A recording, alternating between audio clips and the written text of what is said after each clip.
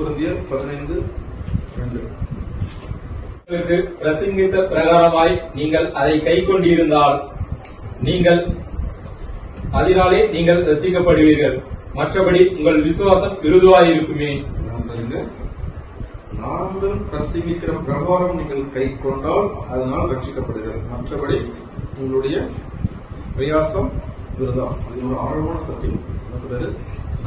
நாங்கள் எப்படி பைபிள்ல சொல்லியிருக்கோமோ அதன்படி நீங்கள் கை கொண்டால்தான் உங்களுக்கு அந்த கடவுள் வைக்கக்கூடிய ஆசீர்வாதங்கள் எல்லாம் கிடைக்கும். மற்றபடினாக்கா நான் ஏதோ சபைக்கு போறேன், ஏதோ கோயிலுக்கு போறேன், ஏதோ பண்ணினாக்கா இப்ப உதாரணம் சொன்னா காலில இருந்து சாயங்காலம் வரைக்கும் ஒருத்த வேலை செஞ்சுட்டு இருக்கான், போராடுறான். ஏது ஒரு சாயங்காலம் வேலை முடிச்சோம் வருமானம் கிடைக்கிறதுக்காக தான். காலில இருந்து முடிச்சுட்டு சாயங்காலம் ஒண்ணு இல்லப்பா, இல்ல நான் சொன்னதே நீ செய்யறட்டா என்ன அப்ப உள்வாங்கணும்.